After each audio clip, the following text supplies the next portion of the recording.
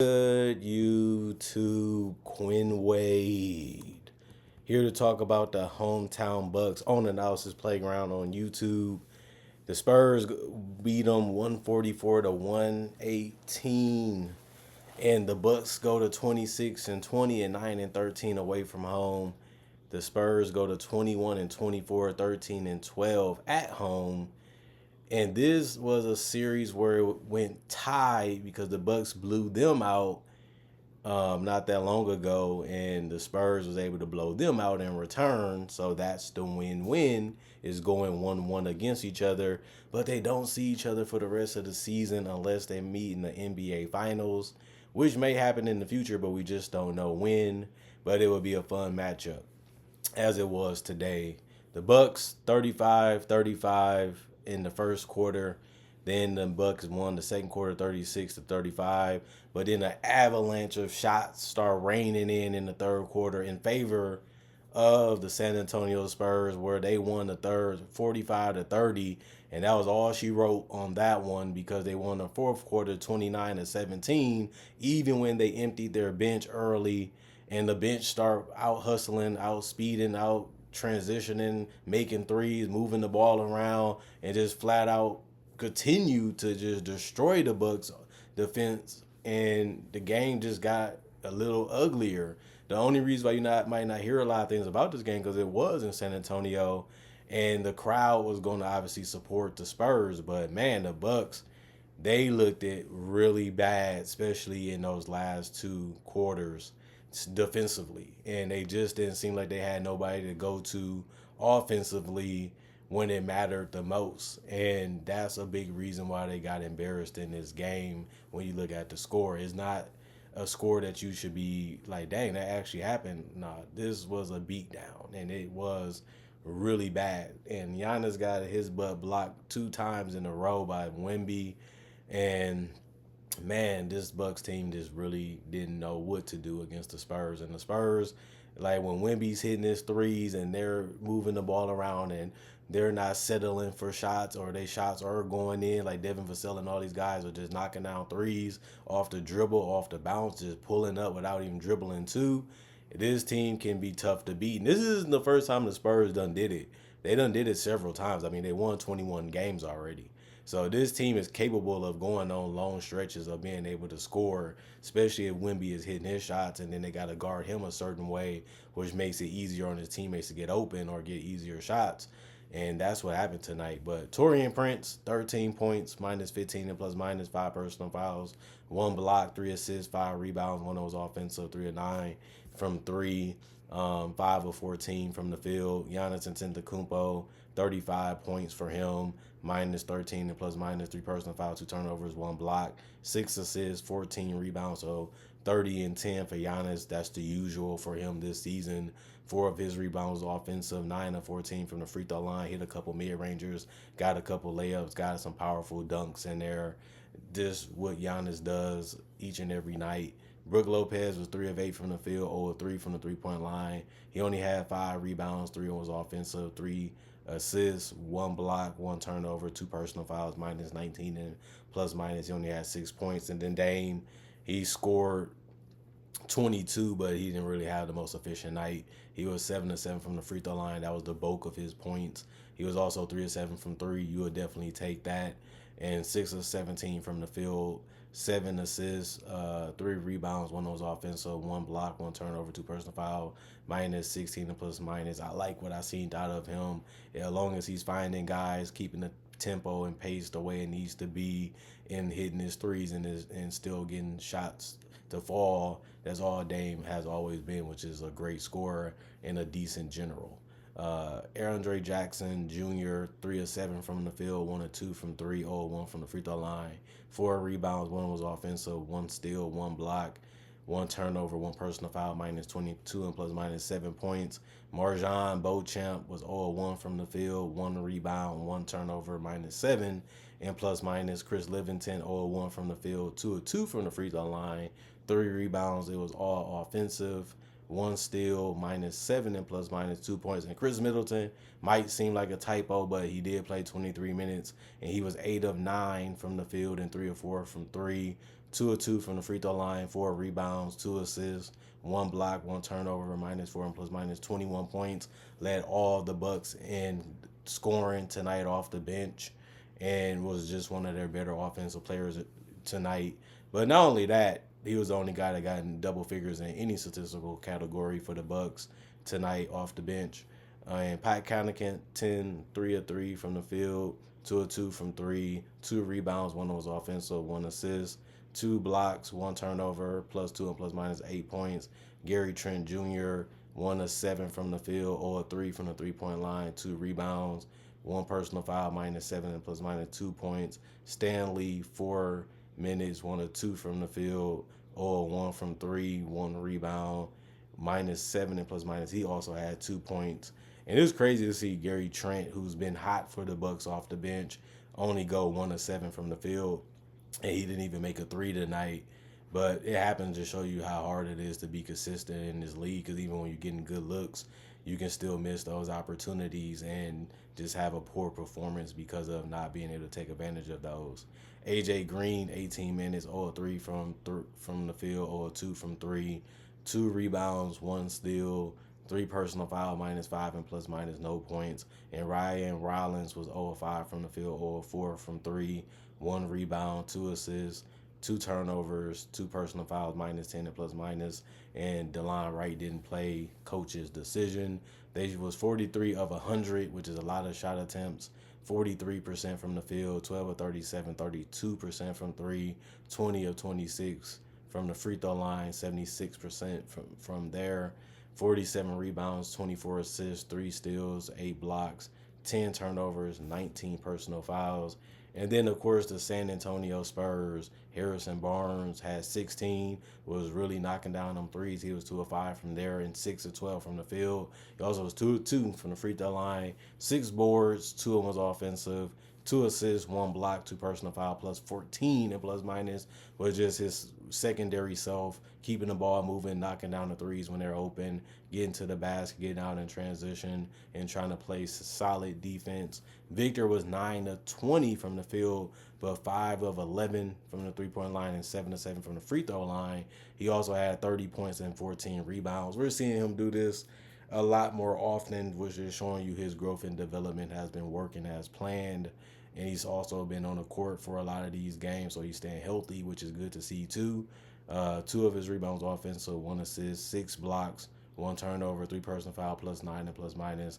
Anytime you can get that many amount of blocks in the modern era where everybody can shoot and handle the ball, basically it's tougher to block shots. But Wembanyama is a 1-of-1. We knew that when he was coming into the league, that he was going to be probably the greatest shot blocker of this generation at the least, and he's proven that to be true so far. Christopher Emmanuel Paul, 4 of 8 from the field, 2 of 5 from 3, 2 of 3 from the free throw line, 5 rebounds, 1 of those offensive, 9 assists, 1 steal, 3 personal foul, +13 and +-. Devin Vassell, 5 of 13 from the field, 2 of 8 from 3, 2 rebounds, 3 assists, 1 block, 1 personal foul, +12 and +-. And Stephon Castle really was balling with those 20 points. He really hit them threes good tonight, something that he usually doesn't do. But he was 3 of 6 from 3 tonight and 7 of 10 from the free throw line. He was really looking for a shot, really trying to put the ball in the basket. But he also had 6 assists to go along with those 20 points. And he was also 5 of 14 overall from the field. 8 rebounds, 2 of them was offensive, 1 personal foul, +12 and +-. Zach Collins, 1 of 1 from the field. It was a 3. Then he had 1 assist, 1 block, 1 personal foul, +7 and +- 3 points. And Sandro, 2 of 3 from the field, 1 of 1 from 3, 1 block, 1 turnover, +7 and +- 5 points. Julian Champagnie was 2 of 5 from the field. It was all threes that he attempted, and he only made 2 of them. 5 rebounds, 3 offensive, 1 assist, 1 steal, 1 personal foul, +8 and +- 6 points. And Jeremy was 1 of 4 from the field, 7 rebounds, 3 of them was offensive, 2 assists, 1 block, 4 personal fouls, +10 and +- 2 points. And Keldon Johnson really showed out tonight Man, he put on a show with his dunking and his 3-point shooting in people's face. He was 10 of 15 from the field, 4 or 5 from three. He didn't even need any free throws tonight for those 24 points, 4 rebounds for him, 2 assists, 2 personal foul plus 11 and plus minus. He just came out and said, nobody can stop me, nobody can guard me. I'm going to get and do what I want to do to the defense tonight. And it was done. I mean, he only missed 5 shots. And that's a good look. And he doesn't really attempt as many shots as he did tonight. But go ahead with your bad stuff if you're going to do it efficiently. I can't even hate on him, especially because he only missed 1 3 out of 5 attempts. He really had it going. But Trey Jones was also 3 of 5 from the field and 1 of 2 from three, 2 of 3 from the free throw line, 7 assists, 1 steal, 1 turnover, 2 personal foul, plus 6 and plus minus. He had 9 points. Malachi Brannon hit a 3 at the top of the key. It was a tough shot, but he pulled it up and made it. He only played 4 minutes though, and he was 101 because of that 3, 2 rebounds, plus 7 and plus minus 3 points. Blake Wesley also was 101 from the field, but it wasn't a 3. He had 3 assists and 4 steals, 1 turnover, plus 7 plus minus and 2 points. He was looking like a cornerback out there, getting those steals, just reaching as they was throwing it and just picking it off, getting out in transition, getting teammates involved, and getting himself some easy baskets. Well, he only had 1 shot, but just them steals was doing that. And I liked it. I like that hustle and I like that effort. I like the fact that he wasn't even thinking about letting that ball not touch his fingertip when they passed it by him.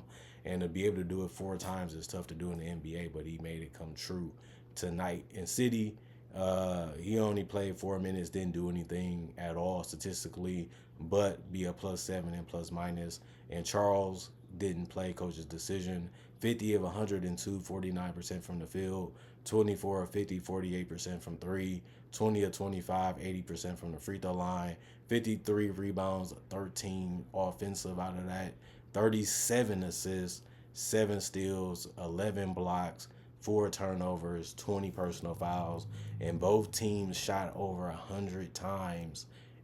Shot 100 times or more in this game. And that just shows you how fast the pace was and how these teams was attacking each other, and just figuring out what works was more done on the Spurs end, and they was able to blow them out and get a little bit of revenge from the last performance. And Giannis locked down Wemby the last game. He didn't do that this game. Wemby was throwing jumpers off 1 feet. He was throwing in bank threes from 30 feet, and it just was their night tonight. And they needed it. Chris Paul was right. Like, they didn't had a lot of things not go their way. They had a lot of things that they games they felt that they should have won. And they playoff hopes are still alive because they're not that far from being 500. If they can go on this little win streak, which can be done because we done seen what they did tonight, even though a lot of it had a little bit lucky, but you can cut 10 points off this lead and they still will win this game by double figures. That's how good they want. You can cut 20 points off this lead and they'll still win this game. That just shows you how hot and how good they performed. And if they can do that this game, and they done did it throughout the season, we're going to see how they end. Because obviously, you know what? They're too young. They're 1 year away from making the playoffs. Why does it have to be that way?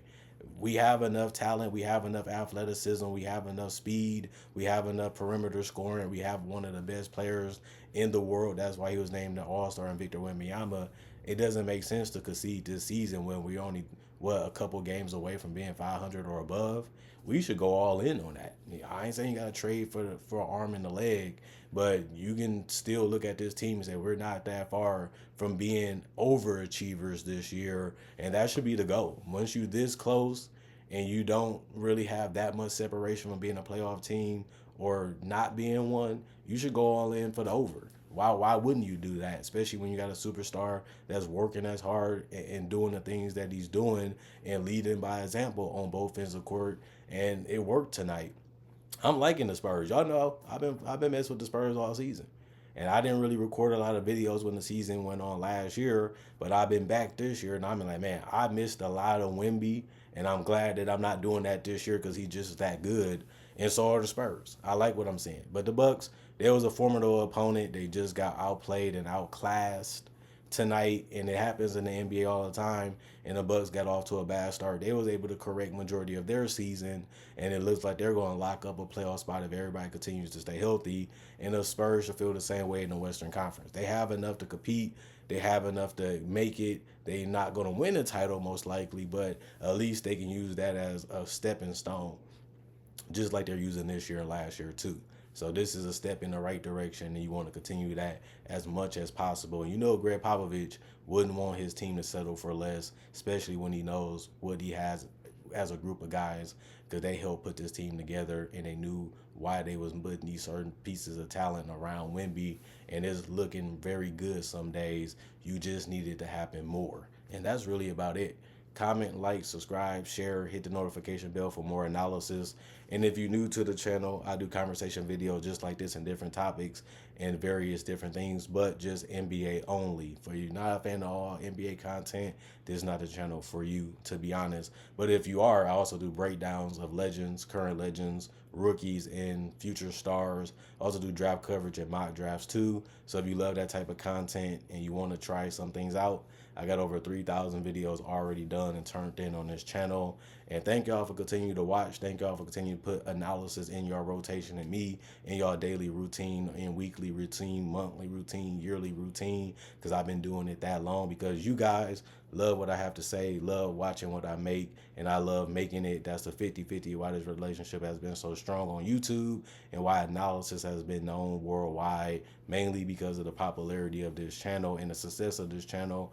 And let's keep that going on in 2025. Let's make 2025 better than 2015, a pivotal year that really changed the way people felt about me and my channel, because all the things I was doing and offering, now I'm doing and offering more, because I'm giving more time to the people that love my content the most, which is my fans all across the world. And I appreciate y'all. Y'all stay blessed. Y'all enjoy your day. I'll see y'all guys hopefully later today with more analysis. If not, I'm gone for now.